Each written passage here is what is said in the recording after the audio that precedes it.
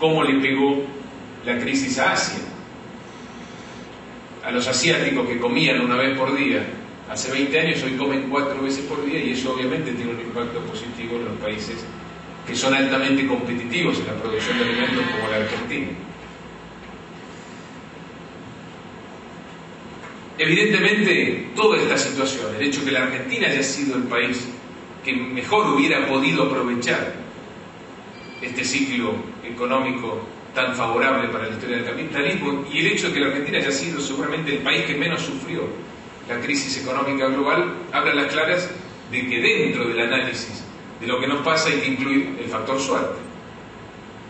Esta administración, o no se puede analizar esta administración sin incluir el factor suerte como uno de sus pilares. Y si en términos de variables exógenas al modelo nos fue tan bien, ¿por qué nos va como nos va? Básicamente por problemas absolutamente locales, absolutamente propios. Fíjense que los tres principales problemas de la economía argentina hasta hace unos meses eran la fuga de capitales, la incapacidad de acceder al financiamiento y la inflación. Y son 3 problemas estos que surgen no de ahora, no de la crisis financiera global, sino ya desde el 2006. Ya teníamos inflación en el 2006 y por eso Moreno aplica los controles de precios. Ya teníamos incapacidad de acceder al mercado voluntario de deuda desde hacía por lo menos 2 o 3 años, y por eso Venezuela era el único país que nos prestaba. Y la fuga de capitales viene desde el 2007, aún antes de la crisis con el campo. Me detengo un poco en el tema de la inflación, porque para mí es clave. La inflación ya nos avisaba desde el año 2006 que este modelo tenía claras inconsistencias, y lamentablemente el gobierno subestimó el problema, intentó taparlo, y este creo que fue el principio del fin de este modelo económico. Ustedes fíjense algunas de estas inconsistencias. La Argentina creció durante varios años a tasas en promedio del 8%, lo que se decía un crecimiento a tasas chinas, pero tenía como contraparte una inversión que no era tasas chinas. La inversión de la Argentina era alrededor del 20% del producto, cuando en China la inversión era de más del doble, era superior al 40% del producto. Esta inconsistencia entre crecimiento a tasas tan altas e inflación que no iba al mismo ritmo, obviamente provocaba fricciones y un impacto en términos de inflación. El gasto público, por su parte, viene creciendo desde hace años a una tasa superior al 30%. El gasto público aumenta 1,5 puntos porcentual en términos del producto todos los años, y esto obviamente también tiene un impacto en términos de inflación. Y cuando hablábamos en su momento, allá por el 2006-2007, de la inflación, no hacíamos mención a la posibilidad de un proceso hiperinflacionario, es decir, de una espiralización descontrolada de la inflación, pero sí hablábamos de los problemas que tiene para un país como la Argentina la inflación en términos sociales. Claramente la inflación es una fábrica de pobres, sobre todo en nuestro país.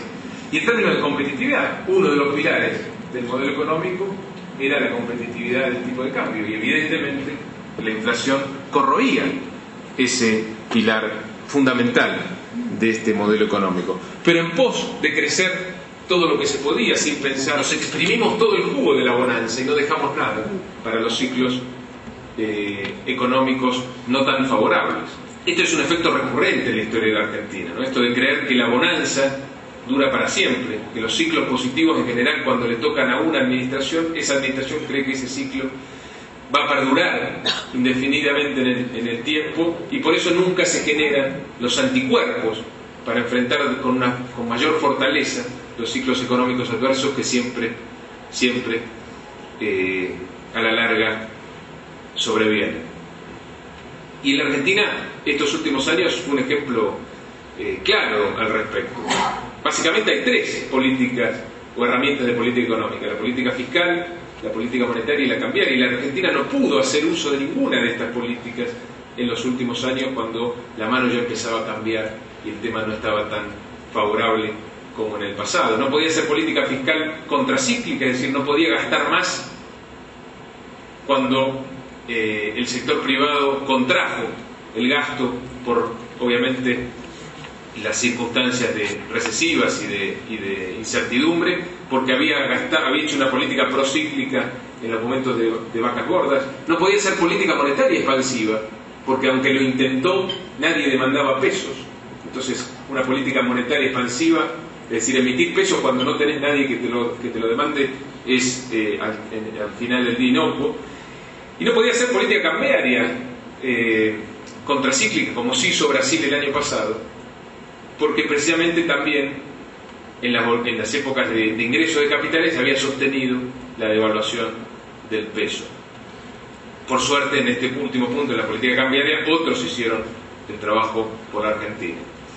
Habíamos hablado de fuga de capitales, de inflación, de incapacidad de acceder al financiamiento. Y si ustedes hacen memoria, estos tres componentes eran componentes que aparecían con mucha claridad en la década de los 80, que era precisamente una época en la cual la inflación era persistente. La Argentina estaba aislada del mundo en términos de financiamiento. Y la fuga de capitales era una constante permanente. Esto en la década de los 80 no produjo una explosión enseguida. Recién a fin de la década de los 80 tuvimos la crisis hiperinflacionaria. Pero sí produjo un deterioro, una lenta agonía, que creo que se puede también reflejar en la actualidad. Esta suerte de colesterol que va tapando las arterias del modelo, que empeora la calidad de vida de todos nosotros todos los días, pero que por lo menos por ahora no nos lleva al infarto.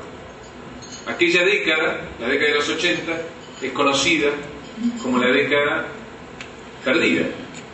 Yo creo que esta década va a ser conocida como la década de las oportunidades perdidas, porque quizá nunca como en esta década la Argentina tuvo tantas chances de generar un proceso de crecimiento sostenido en el tiempo, lo que se llama un proceso de desarrollo económico, aprovechando las ventajas extraordinarias que tuvo en términos de condiciones externas.